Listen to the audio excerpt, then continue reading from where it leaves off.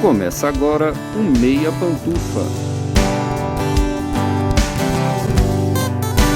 Bom dia, boa tarde, boa noite, boa madrugada, pessoal!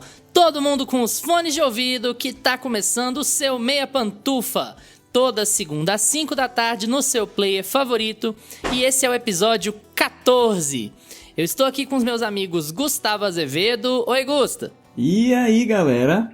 E Lucas Abreu. E aí, pessoal? E mais um convidado muito especial que será apresentado no momento oportuno.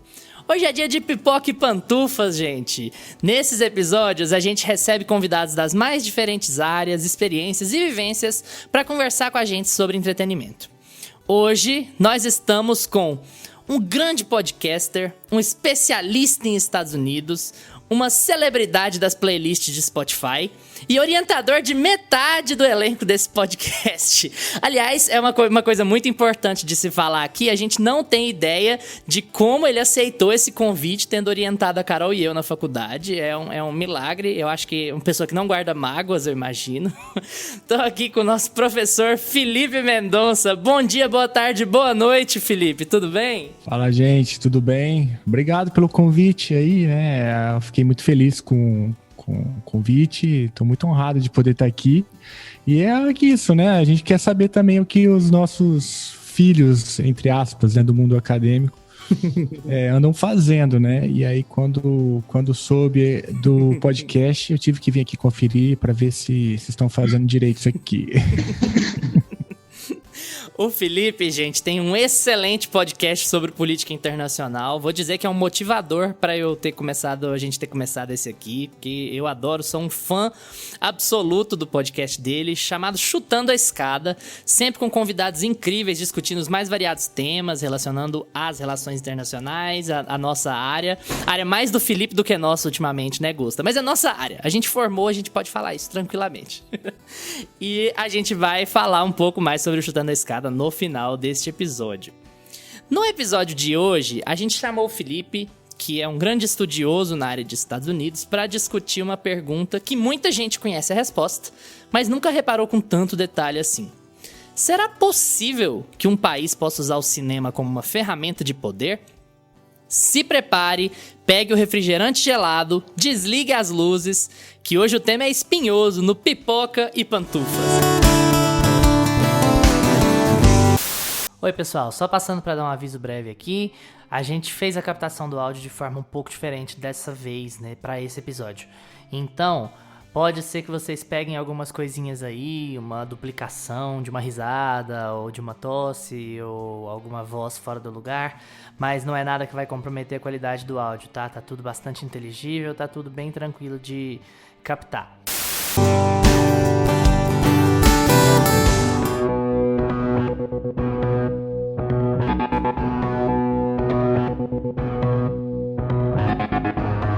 Pipoca e Pantufas.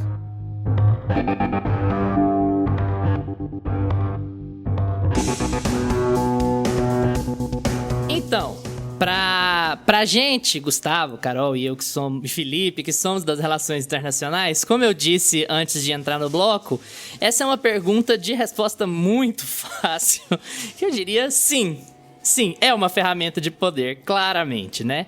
Só que a gente tá com o Felipe aqui pra gente abordar quais são as ferramentas de poder, como e quando elas são usadas, de que maneira. É claro que é tema para 5, 6 horas de debate, mas a gente vai trazer aqui alguns pontos, alguns filmes, algumas situações que vocês podem ter assistido e nunca terem pensado como ferramentas de poder, como uso de discurso para se colocar de forma superior ou para subjugar alguma ideia ou algum outro país. E eu queria começar perguntando para o Felipe o seguinte: vamos falar de forma menos subjetiva e mais direta agora. Existem filmes que são encomendados... Existem ou existiram filmes que são encomendados pelo governo? Você conseguiria indicar ou comentar algum? Bom, essa é uma pergunta muito interessante, né? Porque você tem uma resposta direta e uma resposta indireta para responder, enfim, essa colocação sua. Veja que nada é tão simples, né? Nunca tem uma resposta só, porque as coisas elas são complexas, né? Você tem uma uma forma direta de responder, e é essa que você também já deu spoiler aí no começo. Sim, existem contratos que são feitos diretamente por agências governamentais para que se produza determinadas peças.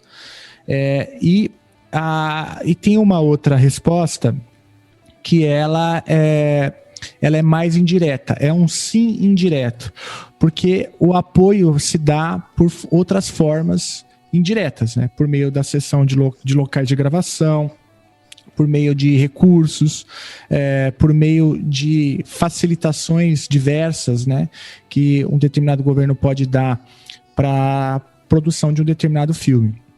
Então, você tem na história dos Estados Unidos inúmeros filmes que receberam apoio direto, né, do governo estadunidense, para que se construísse uma determinada mensagem, e você tem inúmeros outros filmes que receberam apoio indireto, né, do governo estadunidense, para que essas mesmas mensagens fossem difundidas.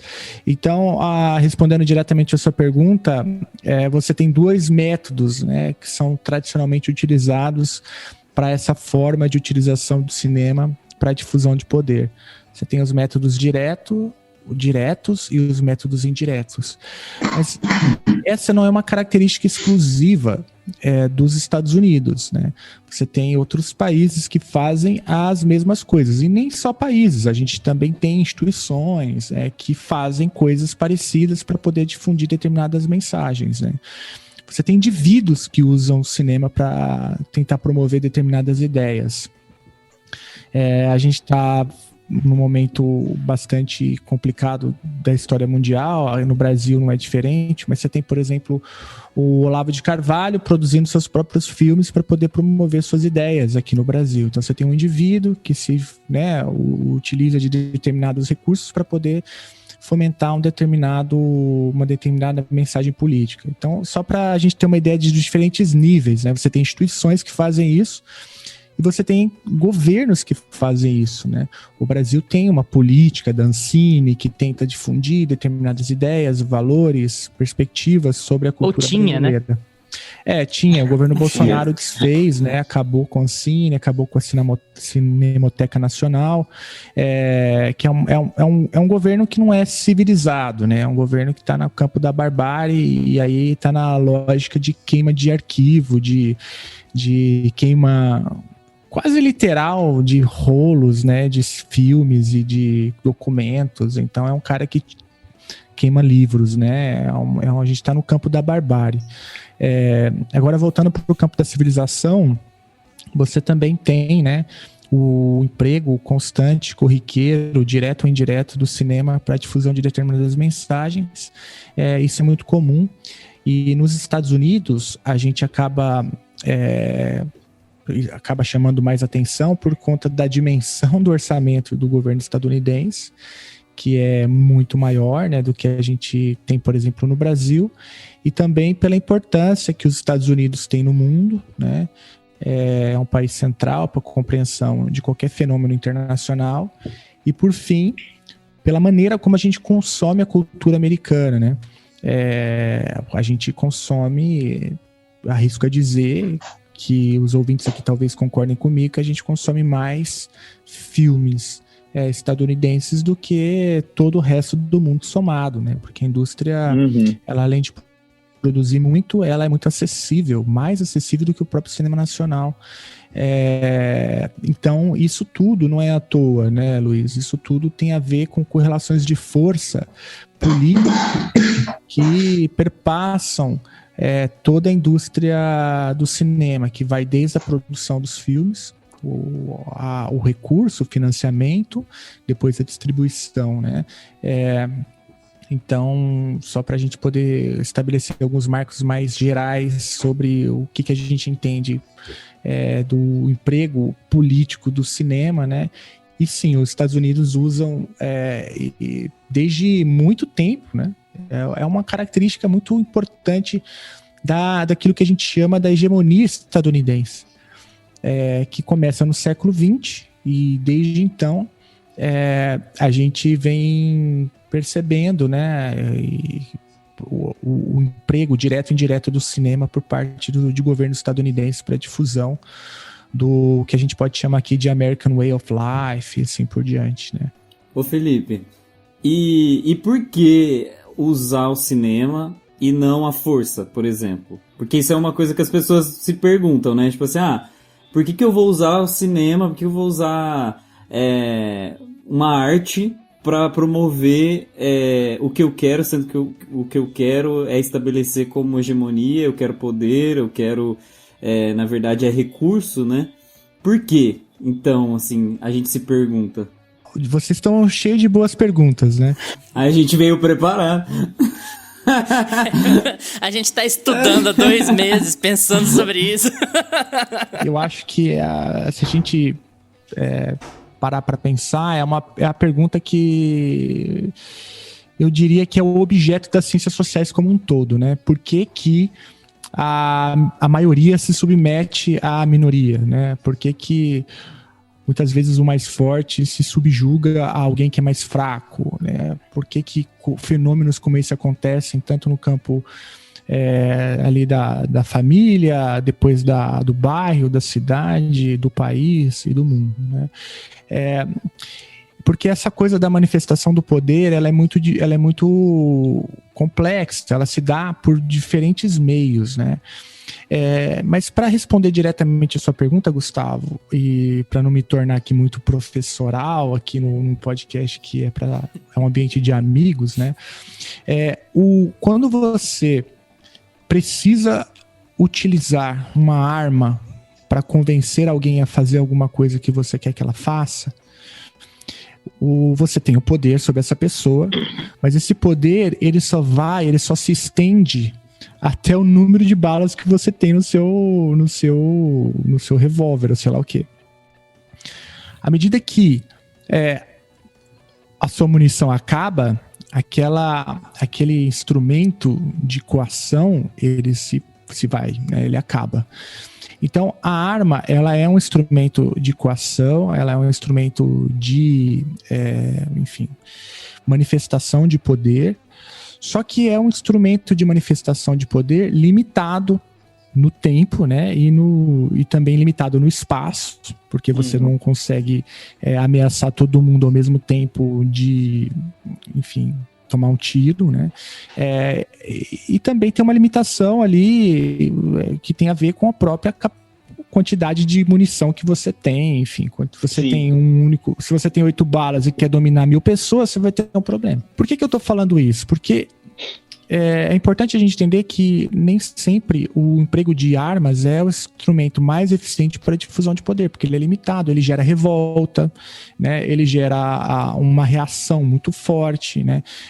E ele é muito limitado, como eu disse, no tempo e no espaço. Você tem outras formas de domínio sobre outro grupo, sobre outra pessoa, que vai muito além da arma, que é quando você consegue convencer essa pessoa que você quer subjugar de que as ideias que você defende, elas são melhores, inclusive para essa pessoa, mesmo que não esteja.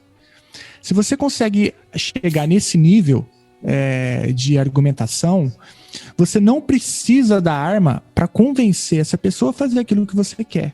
Essa pessoa ela pode se convencer sozinha por meio de um conjunto de valores a tomar aquela decisão que você sempre quis, e ainda melhor, com um peso, um grau de legitimidade muito maior, porque a pessoa acha que ela está tomando aquela decisão por conta própria. Muitos autores, muitas reflexões, as ciências sociais e tal, estão apontando, assim, o que eu estou falando grosso modo, tá?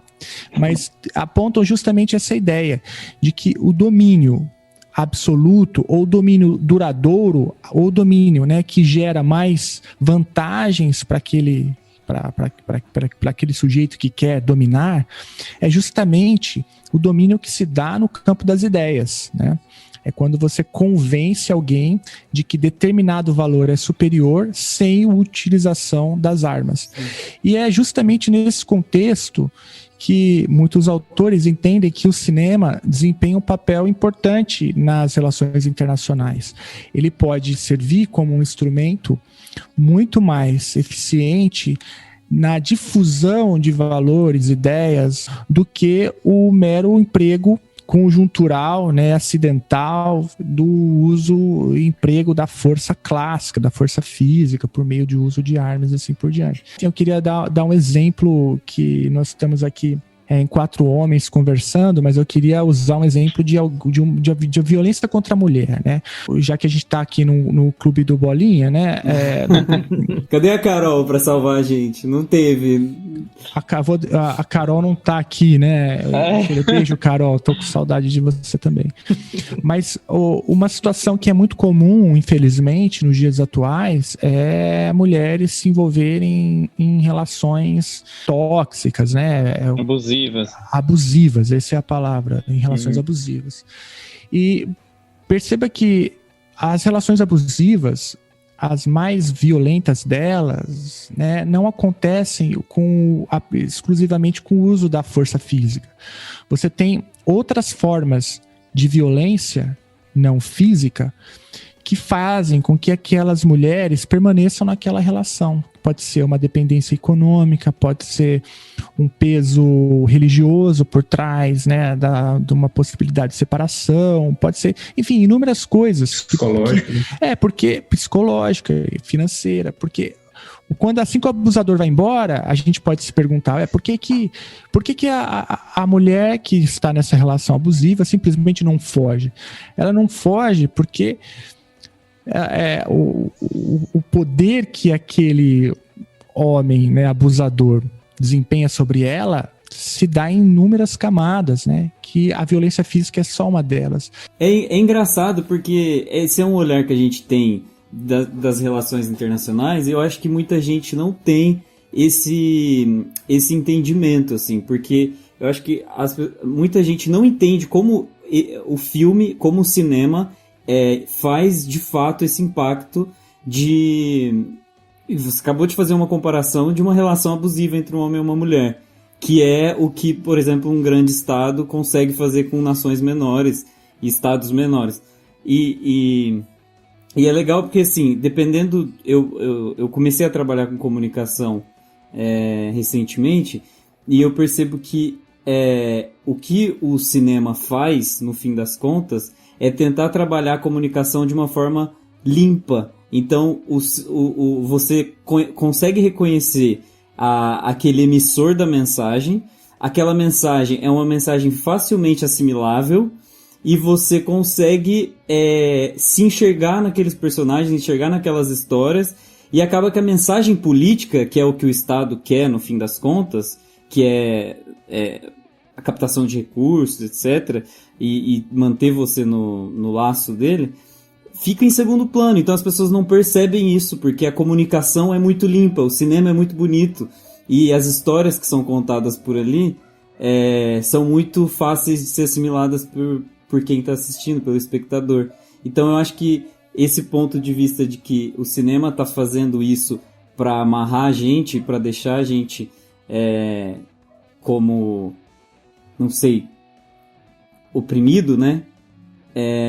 Isso considerando o Gustavo brasileiro, mesmo que no nosso clube do Bolinha, assim, aqui, mas eu sinto que essa não é a impressão que o cinema passa. E eu queria fazer uma ponta nessa sua pergunta / comentário, Gusta. Eu lembro de uma coisa que o Felipe falou em sala de aula que foi muito interessante. Casa com o que ele tá querendo dizer aqui. Eu me lembro que ele estava de pé e nós estávamos todos sentados na sala de aula, e ele virou e falou assim: a partir de agora é obrigatório que todos estejam sentados. E ficou quieto. Ele ficou quieto uns 30 segundos, alguma coisa assim. Aí alguém de nós apontou e falou: mas você tá de pé. Aí o Felipe falou: não, tá bem, então vocês têm razão. E ele se sentou. Então, assim, onde tá o poder? O poder tá nele. O que deixa de ficar explícito, se você não parar pra raciocinar, você não percebe, é que foi ele quem ditou as regras, com base em nada, com base num conceito de poder subjetivo, no caso. Porque foi ele quem se pronunciou, porque ele tinha o megafone, ele tinha a voz. Foi ele quem foi capaz de estipular essa regra. E a partir do momento que a gente julga ele por estar em pé, a gente comprou a regra dele. Então é essa ideia de você usar de ferramentas não bélicas, de ferramentas não agressivas para poder criar discurso e para poder usar como ferramenta de poder. Né? Eu não lembrava disso não, mas que funcionou, né? Felipe, a gente começou o programa hoje com o Luiz falando, né, afirmando já, né, praticamente, que existem realmente filmes encomendados pelo governo.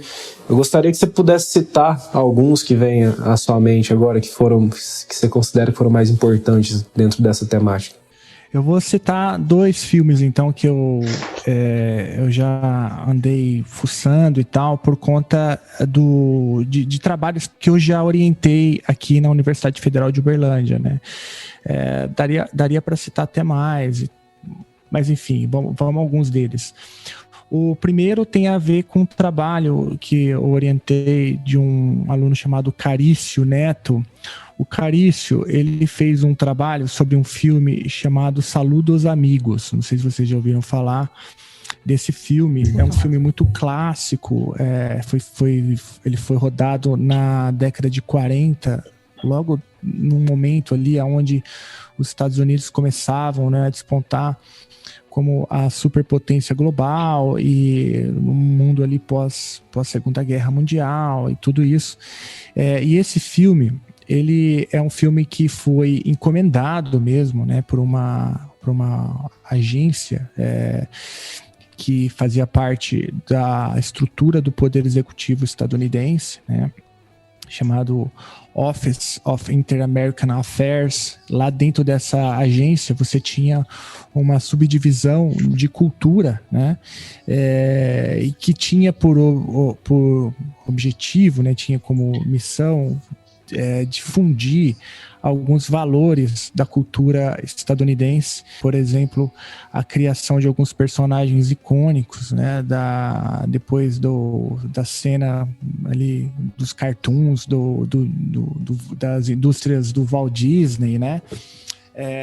E que, por exemplo, o Zé Carioca é criado. Então tem ele aqui dando a mão pro tio Patinhas. Uhum. Isso, ali dando a mão pro tio Patinhas. Esse é um filme que não é um filme que surgiu por geração espontânea, por amor à arte. Ah, droga! Me sinto tão desiludido nesse momento. Esse é um filme encomendado, né? Que teve a participação ativa, né, dos estúdios Disney. E qual que era a lógica ali, Lucas? Por que esse é o filme? Eu acho que esse é o grande exemplo, assim, que geralmente se cita, né? Quando a gente tenta falar um pouco sobre esse assunto. Mas esse filme, ele se passa num momento onde os Estados Unidos começam a desenvolver uma política externa para a América Latina que a gente chama de boa vizinhança, né? É um momento de tentativa de aproximação, porque até então, antes da boa vizinhança, a gente tinha uma política externa dos Estados Unidos para a América Latina que era baseada na porrada, no porrete. Era intervenção, era coação, era esse tipo de poder mais duro que a gente chama, né? Quando os Estados Unidos começam, na década de 40, a despontar como superpotência global, eles começam a desenvolver, direcionar seus canhões para outras regiões do mundo, majoritariamente na Europa e na Ásia, e os canhões eles não sobram mais para o quintal que eles chamam pejorativamente América Latina, né, os seus vizinhos ali do sul. À medida que os canhões se apontam para outras regiões, alguma coisa precisa ser usada para poder manter o domínio do continente. E aí você tem um período que eles chamam de boa vizinhança, ou seja, você tenta aproximar por meio de mecanismos de cooperação, por meio de auxílio financeiro, por meio de criação, né, de ideias, promoção de ideias comuns, e o cinema entra no bolo para poder produzir esse efeito, né, que a gente está chamando aqui de poder brando, né, que a literatura chama de de soft power. Um outro exemplo, eu não sei se vocês sabem, né, mas tem uma pessoa que já fez um trabalho muito importante sobre cinema estadunidense e o governo do Ronald Reagan, que se chama Carolina Jordão. Conheço de nome. Vocês já ouviram falar, né? Ela tem uma monografia também, que ela faz exatamente o que o título diz. Ela vai olhar como que alguns filmes que foram produzidos durante a Guerra Fria serviram para esse propósito de difusão de ideias e valores estadunidenses no mundo. E aí ela cita o filme Top Gun, né, e cita a trilogia Rambo, e também apresenta depois uma análise do filme Rambo 4 e Platoon. Uma terceira monografia que eu queria citar, que eu também tive a alegria de orientar, veja que eu faço questão de citar porque o trabalho foi feito por essas pessoas, né? Que foi da Andressa Mendes, que ela fez um filme, ou melhor, um trabalho de conclusão de curso, que foi um estudo sobre o poder brando estadunidense por meio do cinema, durante o governo Obama, né? Que já pega ali... Mais recente já, né? Um outro período histórico, bem mais recente, que já pega o mundo pós-Guerra Fria, né? E também pega o mundo pós a crise do 11 de setembro, né? E ela faz uma análise sobre o filme A Hora Mais Escura e o filme Argo, que são filmes que receberam apoio indireto de agências do governo norte-americano. Mas tem mais. Você tem o Homeland, por exemplo. Você tem... Deixa eu só fazer uma interferência sobre Argo, que eu acho que é muito, muito relevante sobre esse tópico, especificamente esse tópico que a gente está falando. E eu queria até encaixar uma outra pergunta aqui no meio para já fechar essa ideia. Porque eu tenho a impressão que filmes como Pearl Harbor, ou Rambo, ou Rock 4, por exemplo, que é o Rock contra o Ivan Drago, eles ajudam a moldar uma versão idealizada ou mesmo muito mentirosa da realidade, né? E talvez isso tenha um impacto muito significativo nessa questão de soft power e nessa ideia de colocar os Estados Unidos no seu isolacionismo, no seu excepcionalismo de sempre. E Argo é muito relevante para isso, porque qualquer pesquisa de 5 minutos vai apontar que o papel do Canadá na crise do cinema, lá na Revolução Iraniana, foi muito mais relevante do que o da CIA e muito mais relevante do que os Estados Unidos. Só que a história que fica contada 30, 40 anos depois é a história do filme.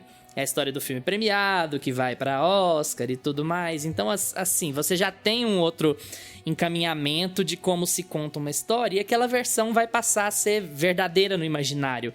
Ela vai ser sustentada daquela maneira, né? Uhum. Exatamente. E aí você tem... no caso do Argo, você tem a própria Michelle Obama entregando o Oscar, né, de 2013, ou seja, você tem várias camadas, né, que... Nossa, foi a Michelle Obama que entregou? Foi. Não lembrava. E aí você tem várias camadas, né, de construção de narrativas, de construção de discurso, que servem para você contar uma história de determinada forma, e que, assim... tem inúmeros erros históricos, né? Não é um documento histórico em hipótese alguma, é um documento de poder, uma tentativa de construção de uma narrativa e desconstrução do inimigo, né? Tentativa de demonização do inimigo. Tanto é que depois o próprio governo iraniano repudiou o filme, disse que o filme, enfim, era uma peça publicitária e assim por diante. Então isso é muito comum, né, Gustavo? O Argo é um exemplo, mas a gente tem exemplos mais recentes, assim, também, né? Eu estava me lembrando agora, quando você falava daquela série Chernobyl, né, que recebeu uma crítica dura do governo russo, e vários outros, assim, filmes que vão surgindo e que... Eles querem contar a história deles agora, né? Eles querem contar a versão deles. E a questão é que Chernobyl, por exemplo, ela tem duas versões radicalmente... Ela vai ter duas versões radicalmente diferentes, né? E a grande é o erro em achar que qualquer uma delas vai servir como documento histórico. Exatamente. Porque o grande problema da Chernobyl americana é querer associar burocracia, incompetência e desleixo à União Soviética, sendo que a gente sabe muito bem que isso é uma coisa que perpassa sistemas econômicos, né? Então, assim, você tem muito...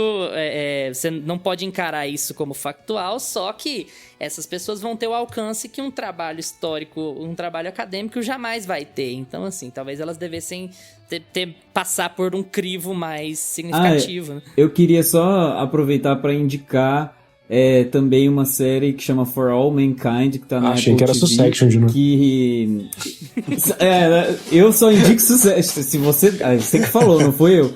Mas assista o Succession. Agora, sobre For All Mankind, é uma série da Apple TV, Apple TV Plus, que ela reimagina a ida do homem à Lua. Então é como se os russos chegassem à Lua primeiro, e aí os americanos ficam passada? Tá passada?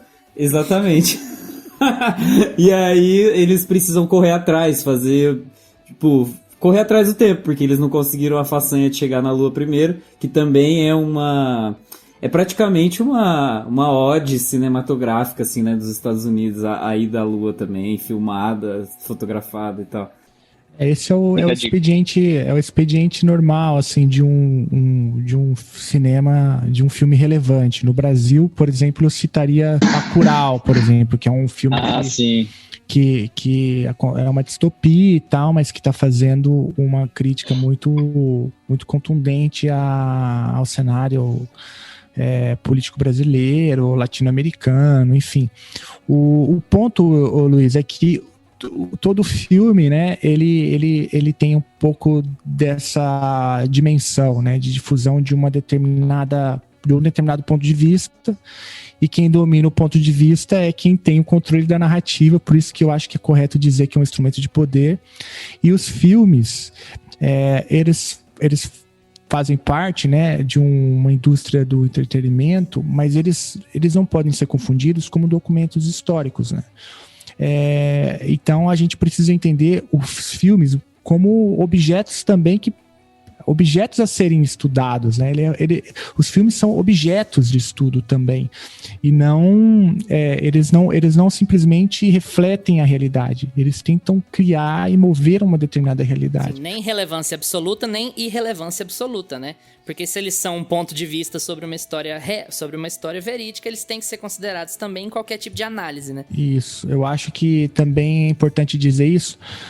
E veja, o cinema é muito... Você sabe melhor do que eu, o cinema é muito mais do que isso que a gente está falando. A gente está recortando o cinema como uma difusão, né, de um determinado poder, de quem já detém o poder. Mas o cinema também pode ser o inverso disso, né? Uma tentativa de desconstrução por quem não tem o poder, né? Pode ser crítica, pode ser denúncia. Você pegou Bacurau, por exemplo. O que pensar quando você vê o Obama fazer a lista dos 10 melhores filmes de 2020 e ele colocar Bacurau lá? Porque pra mim significa que ele não entendeu direito.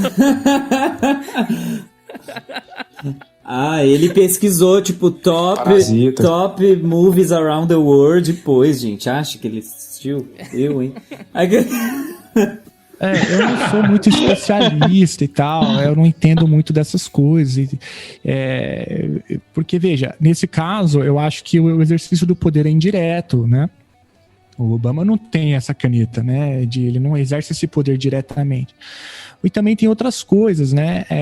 Tem a internacionalização da indústria estadunidense, a tentativa de você abocanhar novos públicos, né? Você tem no cinema também uma integração de mercados. Então, quando você traz filmes de outras cenas, isso vai abrindo portas, né, para novos produtores, para novos públicos e novas formas de ganhar dinheiro. Então também tem uma lógica comercial por trás, que ajuda a entender por que algumas cenas até então muito ignoradas, né, pelo público americano, começa a ter alguma entrada. Mas ainda assim, muito limitado, né? O Oscar eu acho que o Oscar é um indicador um pouco limitado para a gente entender essas dimensões que eu tô falando, sabe? Porque mesmo você pega Parasita, né, e compara Parasita, sei lá, com Velozes e Furiosos, né? Nossa. Peraí, eu tô tentando. O grande público consome esse tipo de filme, né? Não vai ver Parasita, ler legenda e tal. Isso já é um instrumento que limita muito, né, o acesso do grande público. Nossa, é muito louco isso, né? Como pra gente é tão normal assistir filme com legenda e a legenda já é um limitador de público gigantesco. A gente até prefere, né? A gente até prefere e tal, mas isso é um limitador muito grande. O que essas pessoas, assim, o que o grande público vê não são esses filmes, né? São esses grandes filmes que a gente chama de blockbusters, né? Que atrai, assim, milhões de dólares e que leva, assim, muita gente para os cinemas, né? E que ali tem valores sendo difundidos. Eu não sou um grande conhecedor da franquia do Velozes e Furiosos, mas ali você tem uma cultura, né? Uma cultura do homem alfa, do macho alfa, da objetificação do corpo feminino, né? Da coisa do carro. Quando a gente botar o Godzilla carregando uma bandeira Black Lives Matter, a gente vai conseguir os nossos feitos políticos. Nossa, vai ser uma bandeira, uma grande de uma bandeira. É uma puta bandeira. Ele vai queimar com o foguinho que sai da boca dele. Mas ô Felipe, e tem como a gente não... Como que eu organizo essa pergunta? Porque os blockbusters, eles vão existir pra sempre. Assim, é uma realidade. As pessoas querem um filme pra se sentirem anestesiadas e não pensar muito. Por isso que eu volto àquilo que eu tava falando. Eu acho que os filmes são muito limpos na comunicação. Os filmes blockbusters, porque eles não provocam o espectador, mas eles conseguem passar a mensagem adiante, a mensagem de uma continuação de um poder que eles já têm determinado ali. Então isso não incomoda o espectador. Então o caminho seria... É óbvio que não vou te perguntar o caminho né, as respostas do universo e tudo mais. Mas tipo assim, você enxerga mais o contra-ataque nos blockbusters que dão um passinho além e provocam um pouquinho, ou você acha que o consumo desses filmes mais B e tal, assim, dentro do circuito do cinema, vão ser capazes de transformar aos poucos a visão que as pessoas têm do próprio poder, de como as nações se relacionam, esse tipo de coisa? Ou você acha que é na bala mesmo? Tem que chegar... Você tá perguntando pra uma pessoa de esquerda, revolução ou reforma? E aí agora a gente tá lascado. Maravilhoso. Gente, mas eu tenho que fazer a pergunta, não é todo mundo que conhece o Felipe, entendeu? Eu quero que ele vai... agora que ele vai se mostrar, entendeu? Eu não sou um grande entusiasta, né, de nenhuma grande ideia reformista e tal, mas não tem razões teóricas, mas tem razões, assim, muito práticas, né?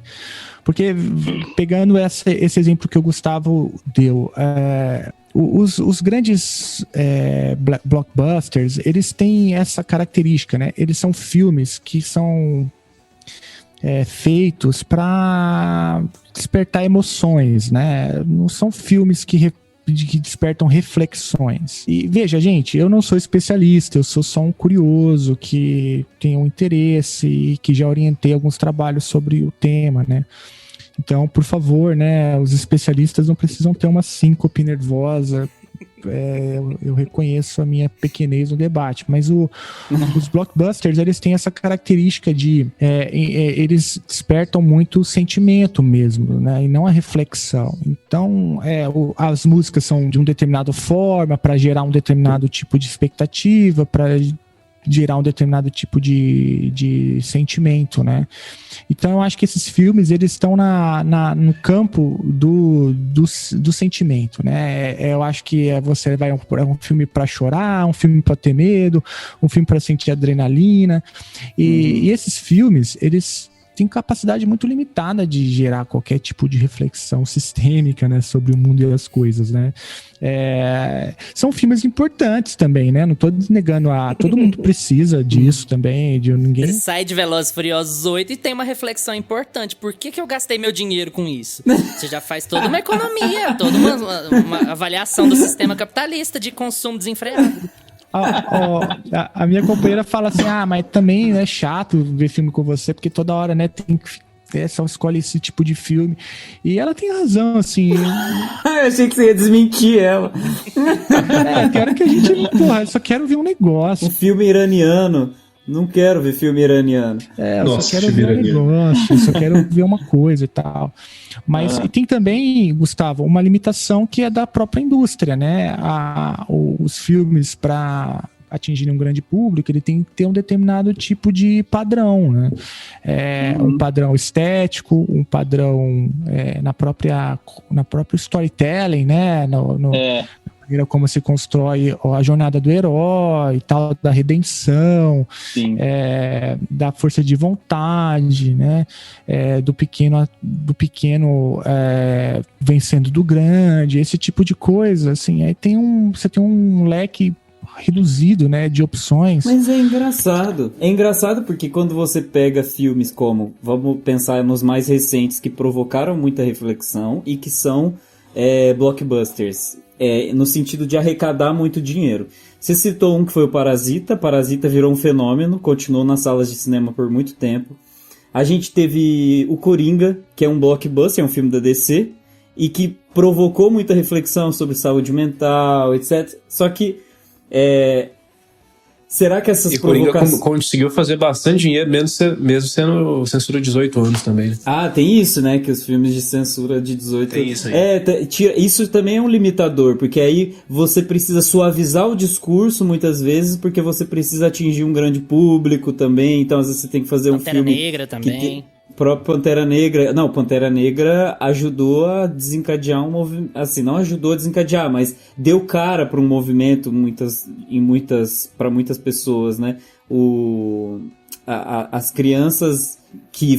A gente teve vários casos, né, de crianças negras que foram no cinema e se identificaram muito com o Pantera Negra e nunca tinham visto um personagem sendo retratado daquela forma, né? Um personagem negro sendo retratado daquela forma.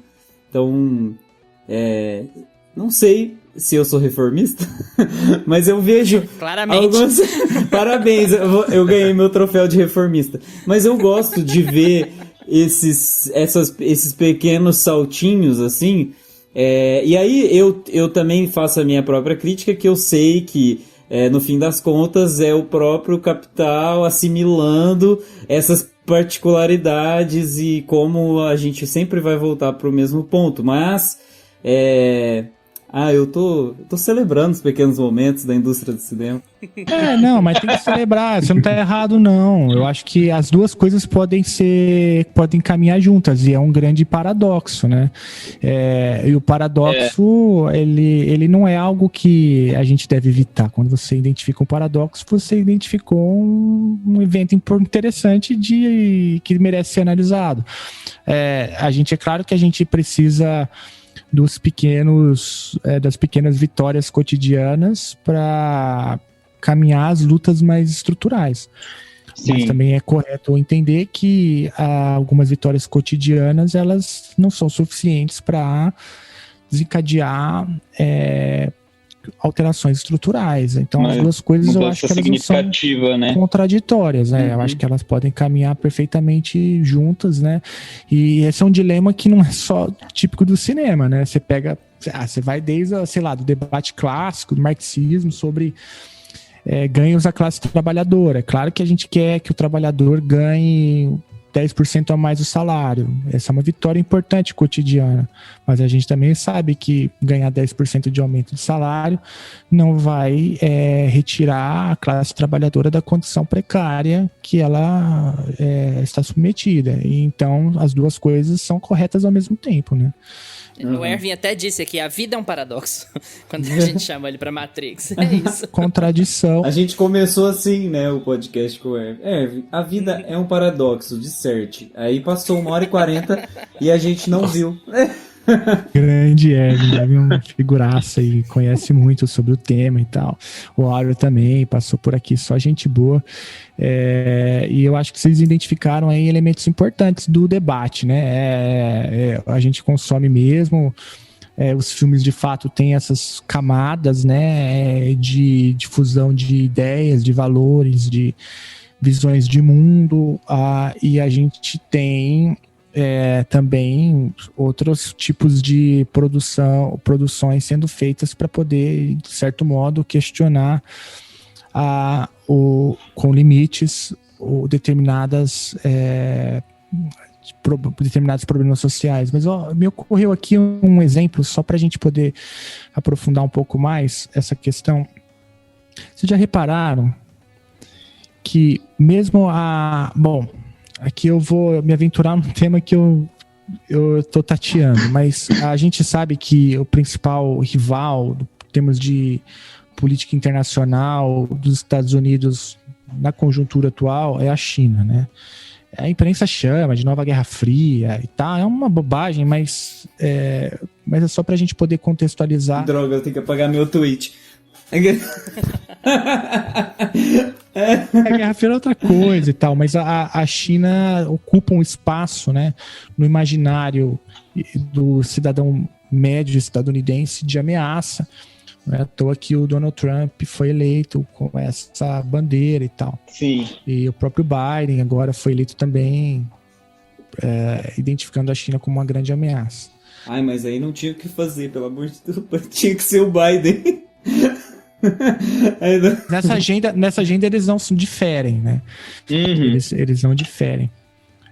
O Biden só não tuita, mas assim, a essência é a mesma coisa. Mas quando a gente pensa... Mas aí, só a gente tem que comemorar as pequenas vitórias, Felipe. Pelo menos o Biden não tuita. Pelo menos o Biden não tuita, exatamente. Já é uma vitória que precisa ser comemorada. Mas por que eu tô trazendo isso pra roda? Porque agora a gente volta para os blockbusters estadunidenses. A China, quantos blockbusters vocês conhecem que a China é retratada como inimiga? Ei, não sei. Não sei.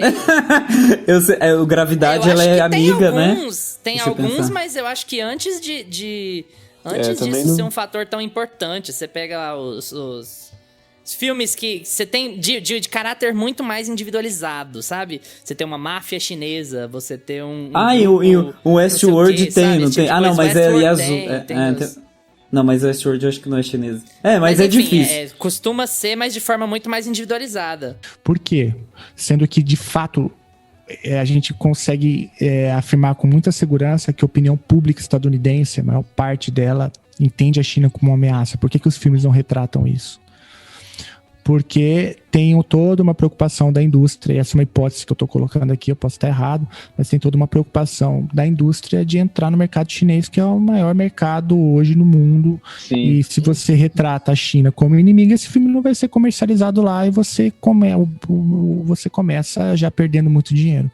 Então tá vendo como há limites, né? Esse é um exemplo só para a gente perceber que mesmo para Hollywood há limites até onde se pode ir na determinada construção de uma narrativa, né? É legal analisar, porque o que foi possível fazer isso no período de Guerra Fria e por que não é hoje, né? Os mercados, a gente não conseguia entrar,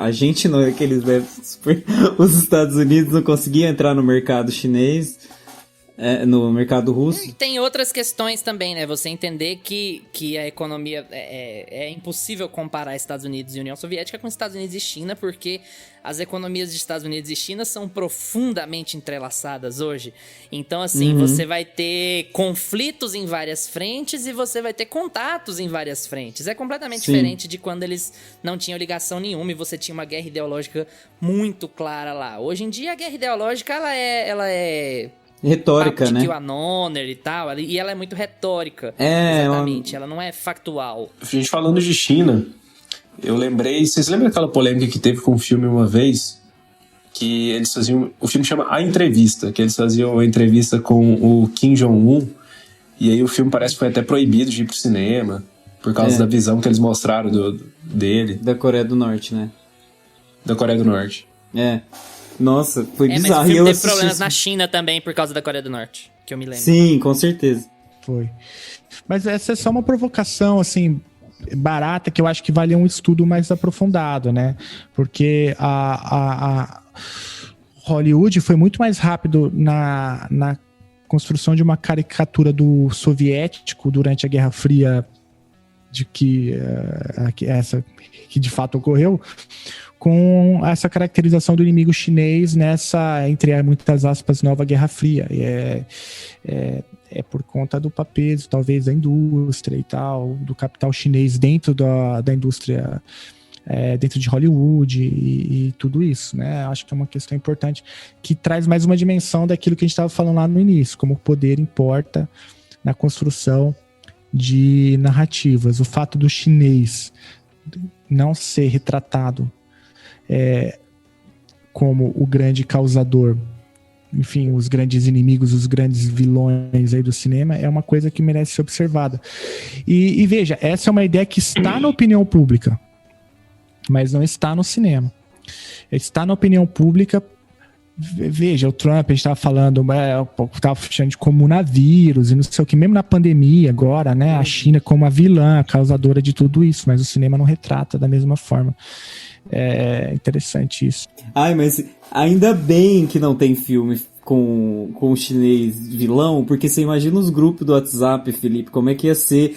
Ia ter representação imagética disso aí tudo, entendeu? Já Felipe, basta você ainda tá em algum grupo de WhatsApp, Felipe, de família? Eu lembro que teve uma época que você saiu de todos, mas aí você tinha ficado em um ou outro pra poder ficar provocando de vez em quando? Não, eu já tinha sido expulso na eleição de 2012. Bacana. Que foi uma eleição de boa, né? Tipo, comparado com o que rolou depois de 2012. Eleição municipal, 2012, olha só, foi uma eleição municipal, o Haddad ganhou do Serra. E aí, eu vim de São Paulo e tal, e eu já tinha sido excluído de todos os grupos, né? Aí você foi tentar... Facebook e tal. Aí 2014 já começou mesmo a ganhar dimensão brigando em família, eu já tinha sido deserdado, então eu não vivi essa fase, não. Nossa. Mas eu não tenho muita paciência para grupo de WhatsApp mesmo, não. Mas é interessante, né? Como que algumas imagens de fato ganham dimensão e o cinema geralmente reflete isso tudo. Eu acho que tem muitas coisas que a gente pode falar, assim, né? Para tentar entender a conjuntura. Tem muitos filmes, inclusive, que a gente poderia mencionar. Eu acho que a gente tem que pensar também a própria produção nacional, né? Uns filmes antes da crise, né? Qual crise, Felipe? Pelo amor de Deus. Ai, eu tô há tanto tempo na crise que eu não sei. Para mim não me tornar, enfim, enigmático demais, né? Eu acho que uma forma de pensar um pouco o que acontece no Brasil é você vendo a obra do José Padilha, né? É como que ele vem surfando uma onda, Sim. Que já estava ganhando corpo no Brasil desde ali de 2010, né? E quando ele, de fato, em 2003, 2007 ele faz ali o Tropa de Elite e tal, até chegar no Mecanismo, né? Como ele E aquilo é um desastre retórico tão grande, aquele filme, que ele se viu obrigado a fazer uma continuação pra falar, não, mas peraí, vamos falar da milícia e tal. O próprio... Eu não sei se a intenção dele foi que o filme tivesse a repercussão que teve, pelo amor de Deus, né? Mas se não foi, aí é um tiro no pé, é um tiro pela culatra, completamente. Não, de fato, assim, o nome dele se ergueu muito por conta do Tropa de Elite, né? Hoje ele é o que é por conta de Tropa de Elite. É uma bênção e uma maldição. Mas eu acho que também o Mecanismo foi, de certa forma, mal compreendido. Então ele tem O esse... mecanismo foi mal feito. Não, pelo amor de Deus. Não, sem salvação aquilo lá. Aquilo ali é uma leitura muito... Mas o Selton não, Mello... não vou entrar nessa, não. O Selton... Eu adoro o Selton Mello. Mas nem tudo é José Padilha, né? Você é o próprio Kleber Mendonça. Pra cada José Padilha a gente tem um Kleber Mendonça. Tem que pensar Você assim. tem a trilogia ali dele, né? O Som ao Redor, o Aquários e o Ápice. Nossa, do que Bacurau, né? arrepiei agora aqui com essa trilogia. É muito boa. Que é outra forma de Aquários é tentar muito entender. bom. O Som ao Redor eu não vi aí. É muito bom também. Eu acho que vem numa crescente, né? Eu queria fazer uma pontinha aqui, Felipe, rapidinho, pra ver se você concorda. Porque a gente tinha separado a pergunta aqui de como os Estados Unidos utilizam o cinema hoje pra criar uma narrativa. E a gente já abordou um pouco sobre isso, você falou sobre China e tal, sobre mercados. Você enxerga que... Nossa, vamos entrar num problema político muito grande, mas que assim... que a eleição de um neofascista nos Estados Unidos, ela tenha transformado um pouco esse cenário, no sentido de puxar tanto a régua para a direita que eles transformam a indústria cinematográfica, que precisa de mercado e afim, que é historicamente muito democrata, no sentido de partido democrata, que ela sinta a necessidade de abraçar uma espécie de progressismo para poder se vender, a fazer oposição a esses discursos extremistas, discursos que eram de nicho e tomam o poder? Eu acho que sim, eu acho que a indústria ela tem essa característica, ela ganha no centro, né? Ela ganha no centro porque o centro é mais rentável, atinge um público maior, ela atinge uma possibilidade ali de arrecadação maior, né? Então eu percebo que você tem razão nessa sua colocação, de que os discursos mais ao extremo, eles vão nichando o mercado, né? E ao segmentar o mercado, você vai reduzindo o tamanho dele. Então, se a gente for pensar em termos de grandes produções, blockbusters e assim por diante, o que a gente chama popularmente de pastelão, né? Você tem que ter um filme que apele para as emoções, como a gente já falou, e que não jogue o debate para nenhum extremo aí desse que a gente está chamando de espectro político partidário, né? Claro, tem uns mais para cá, uns mais para lá, vocês citaram uns mais progressistas, tem uns menos progressistas, né? Como esse que a gente falou, a Argo, né? The Darkest Hour, esse tipo de filme um pouco mais para cá e tal, mas eu acho que no geral, na média, a indústria ganha mirando no centro, e por isso que eu tenho muita dificuldade em achar que partirá dela qualquer mudança significativa, né, com o que quer que seja, né. Agora, se você for para os nichos, aí você tem muita coisa, né, cara. Você tem filmes que estão fazendo denúncias importantíssimas, e vocês tem filmes que promove abertamente, né, ideias muito questionáveis do ponto de vista da civilização moderna, né. E tem sátiras também, né. Eu me lembrei de uma que é um filme que bem pouco visto, assim, eu não sei se vocês já discutiram ele aqui, que chama-se Ele Está de Volta, né. Eu já vi. Do Hitler, é uma né? sátira. Que o Hitler volta, né? Um filme antigo, se não me engano, de 2000, antigo assim, né? Não tão antigo, mas um filme de 2010. Já estava ali colocado algumas ideias, algumas sátiras, né? E o novo agora do Borá, como chama? Borá 2. Subsequent Movie Film. Que é uma outra sátira dessas ideias que já estão presentes na sociedade estadunidense e tal, né? Que flerta ali com muita coisa esquisita, né? Então, eu não sei se eu respondi diretamente a sua pergunta, né? Tem nichos, mas quando a gente pensa o grande mercado, ela vai abocanhar ali o meião para poder justamente lucrar mais, né? E aí os filmes tem uma sequência narrativa muito típica, né? Tem um arco geralmente muito é semelhante em termos de arco de narrativo, né? A jornada dos heróis e tudo isso. E a gente vai consumindo essas mesmas coisas, né? Meio que em looping, e eu acho que é isso que faz com que o mercado ganhe dinheiro. Isso não é típico do cinema também, não. Eu sei que o Luiz é músico, né?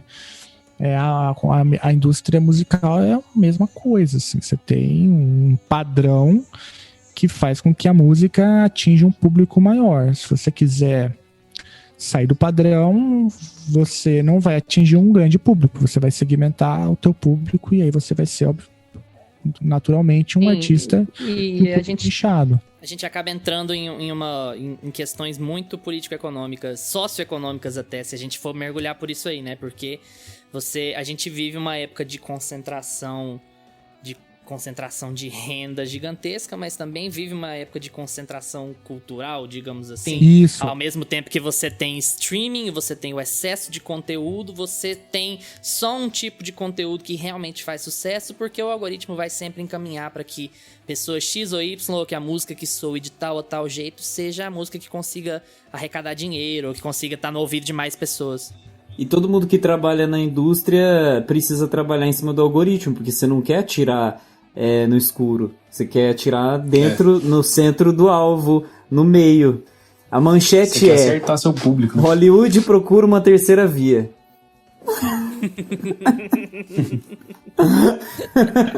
E é muito louco, né? E como o algoritmo é cada vez mais inteligente, hoje ele é capaz de, inclusive, compor uma música nova, usando o padrão de repetição dos streamings e assim por diante. Ele é capaz de escrever uma composição harmônica que agrada ao mercado. E isso já chegou no cinema, né? Só porque você entrou nesse tópico da música, eu quero falar um negócio.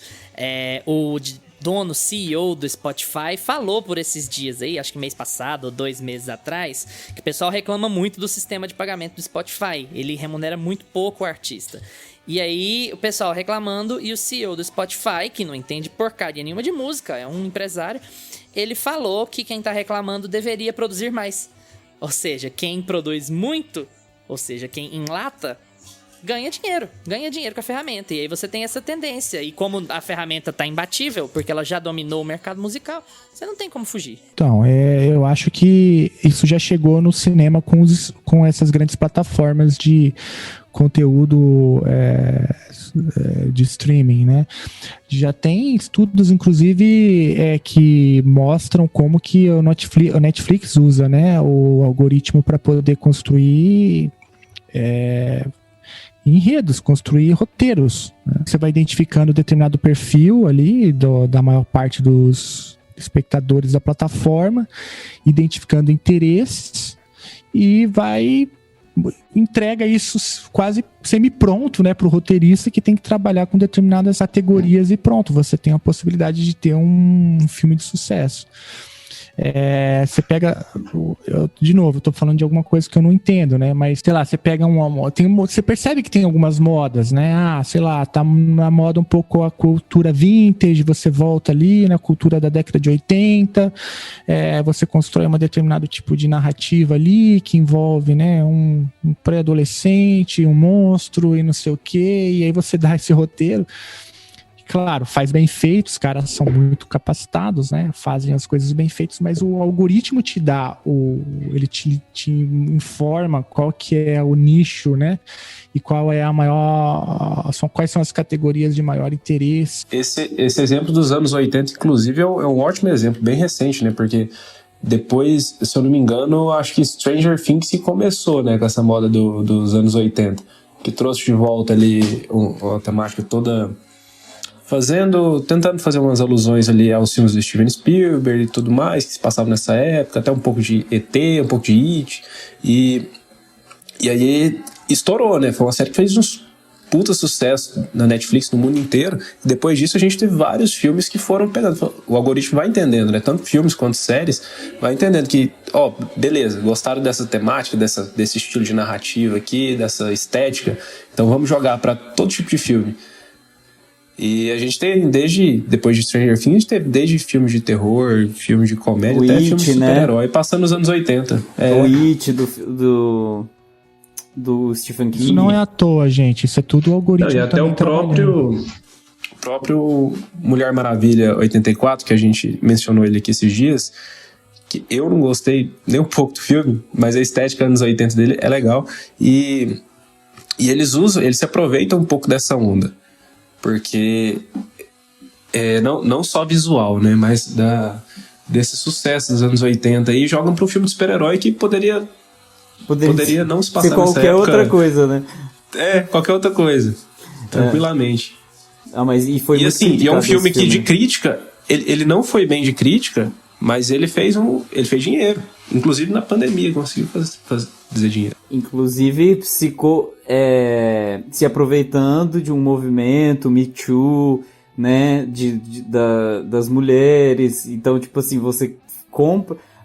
você adapta a sua obra para ver a um movimento social, né, a uma realidade que está acontecendo agora, factual, e você adapta a sua obra para vender. Então aquilo ali acaba virando Sim. o novo... Vira um produto, né? um novo produto.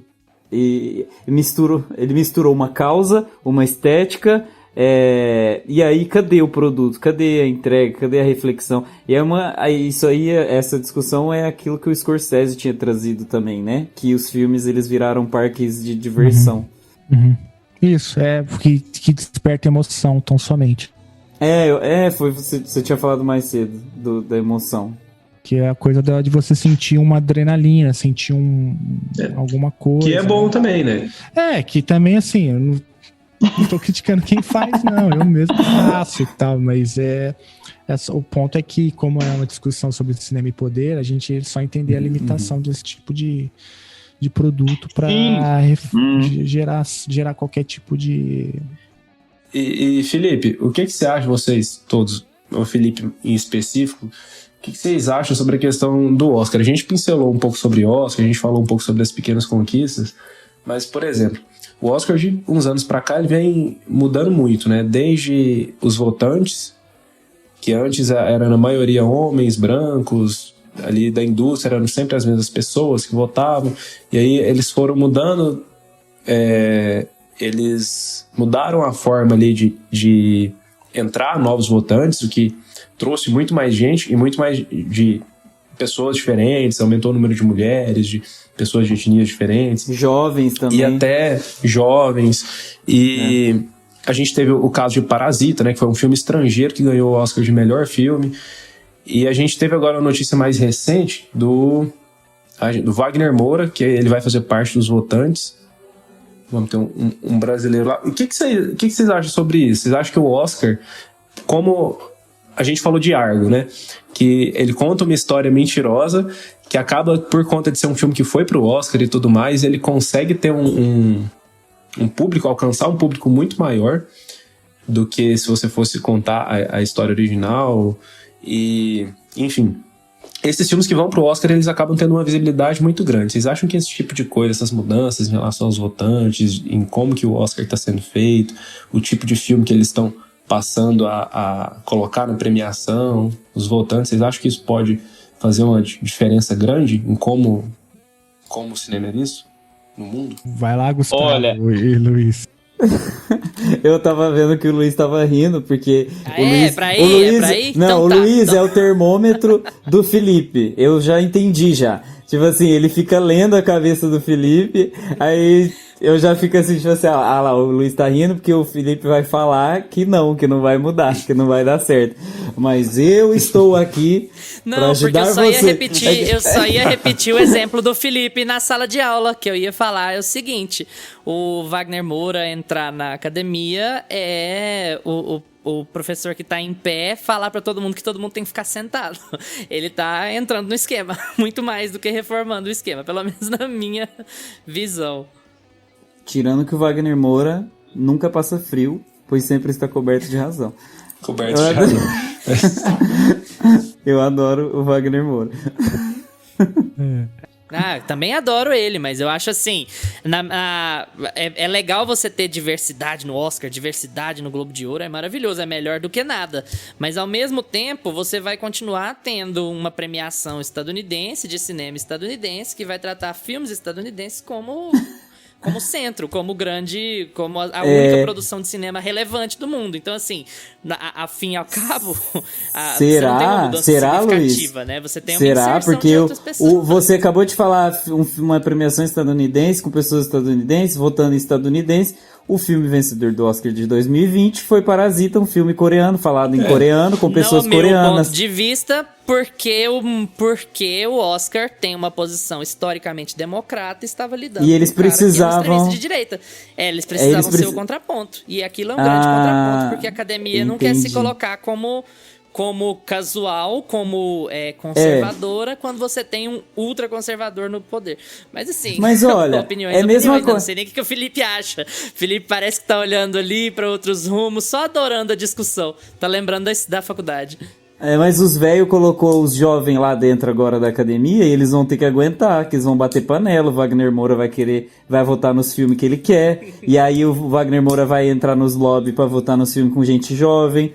E aí, tirando quando ele não fizer isso, né? Mas, tipo assim, só de você renovar quem vota, você já tá renovando os filmes que vão aparecer. E é importante, porque os filmes que aparecem no Oscar, os filmes que aparecem no Oscar são de muita relevância no mundo todo. Então, você precisa ter essa renovação para poder você ter coisas diferentes que apareçam ali.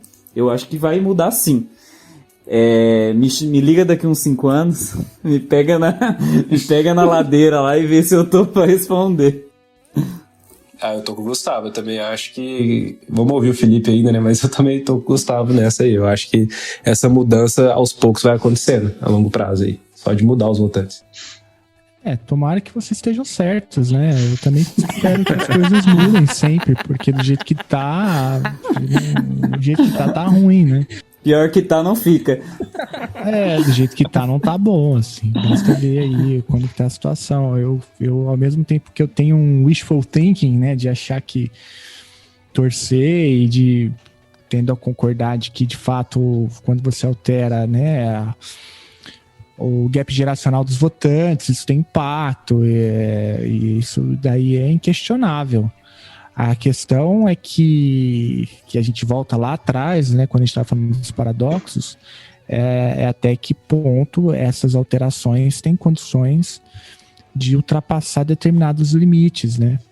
E aí que está a questão, qual que é esse limite, né? Onde que está esse limite?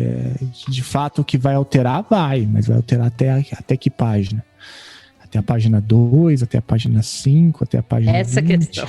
Essa que eu não sei responder. Só fazer uma provocação barata aqui, bem barata, né? Mas teve gente que achou que em 2018, que votando em não políticos, alteraria o rumo da política brasileira. Ai, meu Deus. Teve gente que votou em jovens do MBL. Alterou pra melhor, né? Achava que ia alterar pra melhor. Não, pra pior, não. Sim, aí é uma outra questão. Teve gente que votou no lideranças jovens do MBL, achando que isso revigoraria, oxigenaria a política brasileira. E aí você vê o que é essa coisa. Eu não sei, mas assim, eu acho que no caso do cinema e do Oscar, que tem uma representação simbólica e um efeito menos prático em política pública, eu acho que é legal ter essa renovação, porque aos poucos você vai mudando como as pessoas são representadas por aquela equipe que está votando e os filmes que são selecionados também. Eu acho que vai ter sim uma mudança, aí a gente vai ter que ver até que página e depois mudar de novo, e esse é o problema do reformismo, eu já entendi. É que demora muito. Esse é o problema do reformismo, você tem razão, e esse é o problema dos revolucionários, que eles querem virar o livro todo sem passar página por página. Que também é outro problema, achar que você vai conseguir virar o livro todo de uma vez sem passar pela página 2, sem passar pela página 5, sem passar pela página 10. Tô usando uma metáfora para também criticar o outro lado, né? Sim. E dizer que o que você tá falando tem muita importância. Para você chegar na página 100, você tem que passar pela página 2. Você não vai... Semana que vem, no Meia Perestroika, vamos ter um conteúdo excepcional.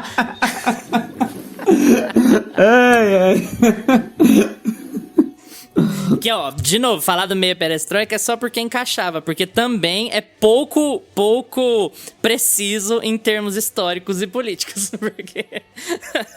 porque a Perestroika é o fim do caminho, mas enfim, tá bem.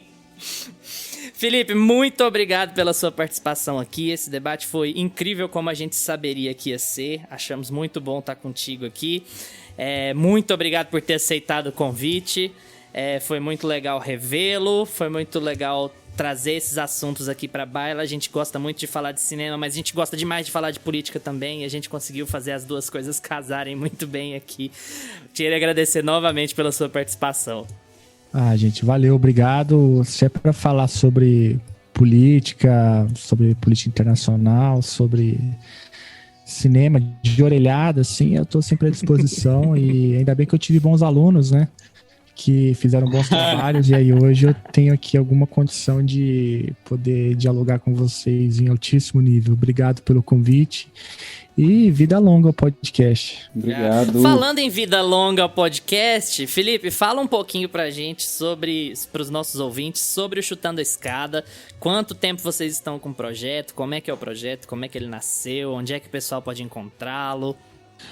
Muito bem, eu também tô nesse universo aí da podosfera como vocês, né? A gente tem um podcast chamado Chutando a Escada, e o nome é muito diferente, então se você digitar em qualquer plataforma aí você vai encontrar. A gente tá desde 2017 nessa luta de produção de divulgação científica na área de relações internacionais. Já entrevistamos aí mais de 200 pessoas. E basta entrar lá, a gente tá toda sexta-feira agora, o dia mudou, né? A gente sempre mudando, mas agora firmou na sexta-feira, toda sexta-feira à noite. Pinga lá um episódio sobre algum tema que a gente considera importante para entender a política internacional ou a política brasileira. Eu tô lá junto com os colegas Geraldo Zaran, Débora Prado e Carol Pavese, e também com uma equipe de ouvintes e apoiadores espetacular que mantém o projeto funcionando já há tanto tempo, né?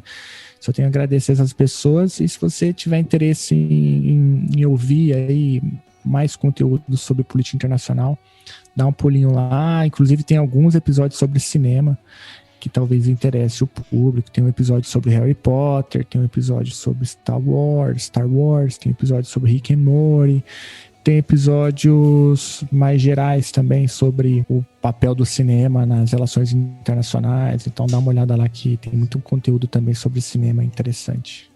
Ótimo, valeu. Fica com a gente aqui, Felipe, que a gente tem mais um bloco. Vamos agora para o nosso quadro preferido, em que a gente compartilha os nossos gostos estranhos com você que nos ouve. É hora do Pra Assistir de Pantufas.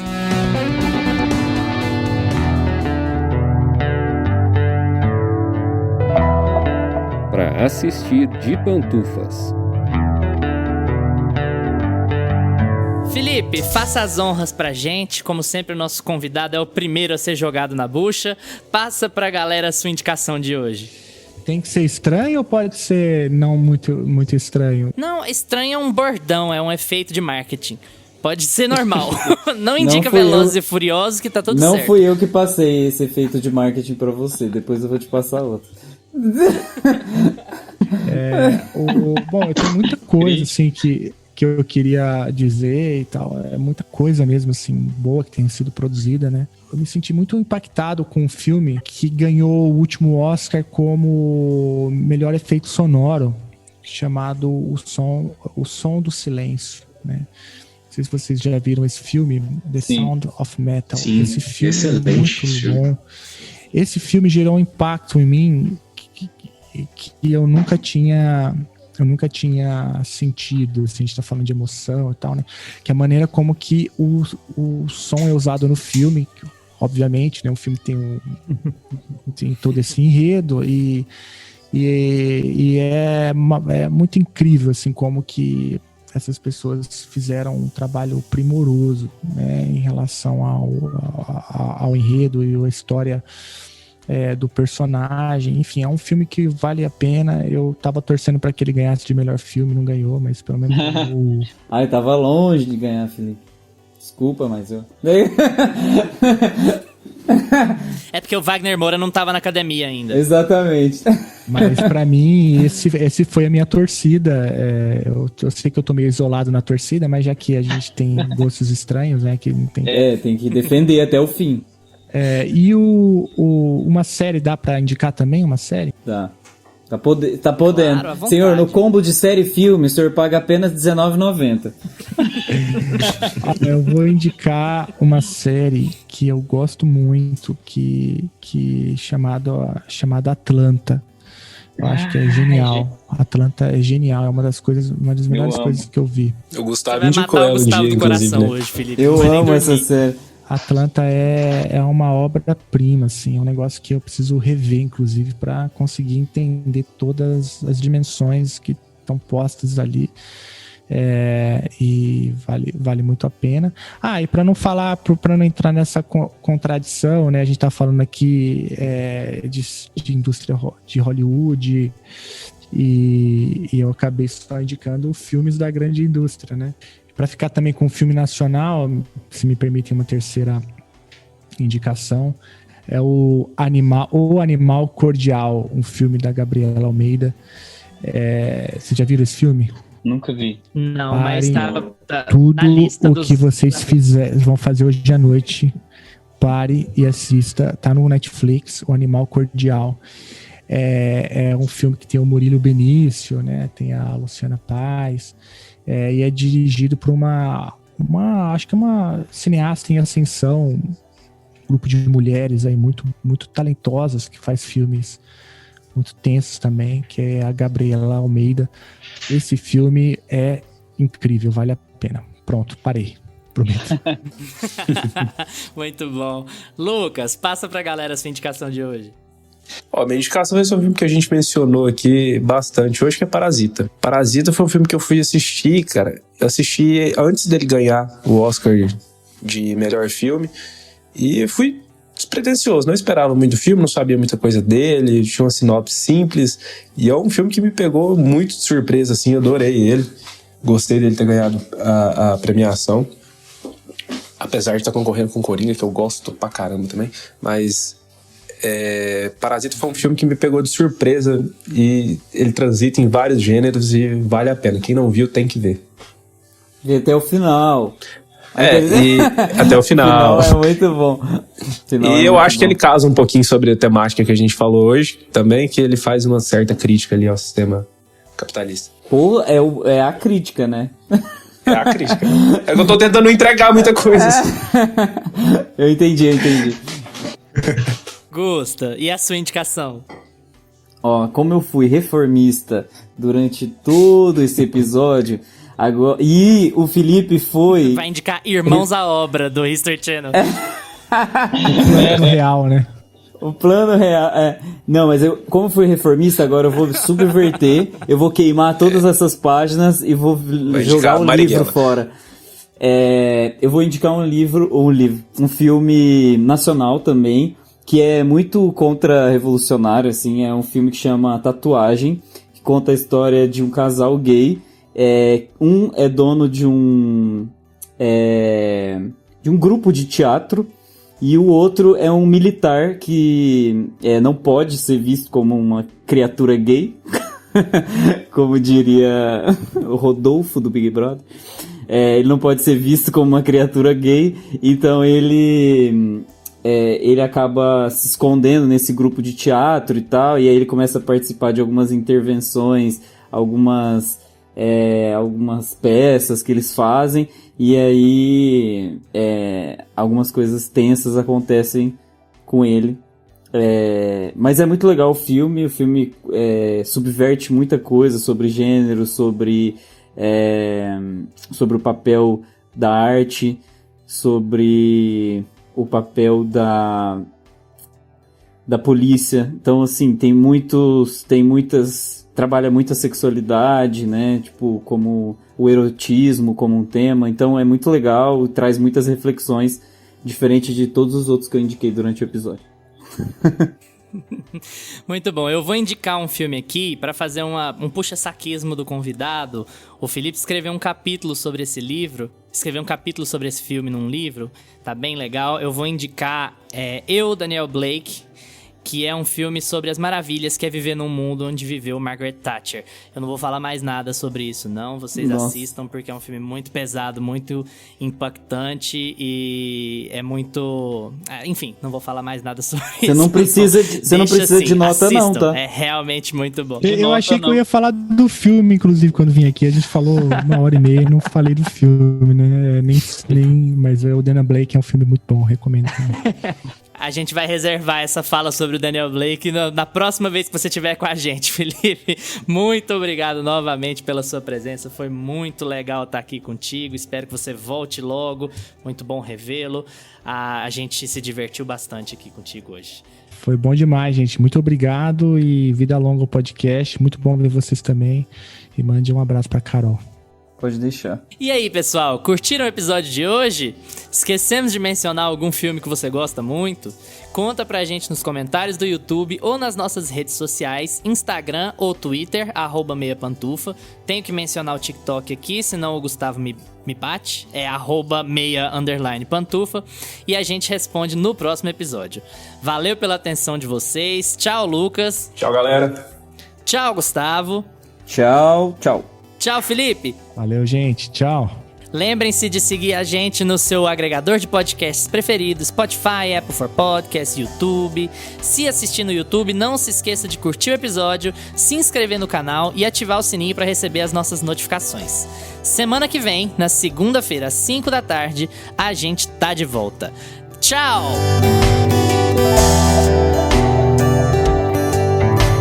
Este podcast tem locuções de Lucas Meleiro e Carla Ribeiro, e edição de Luiz Leão.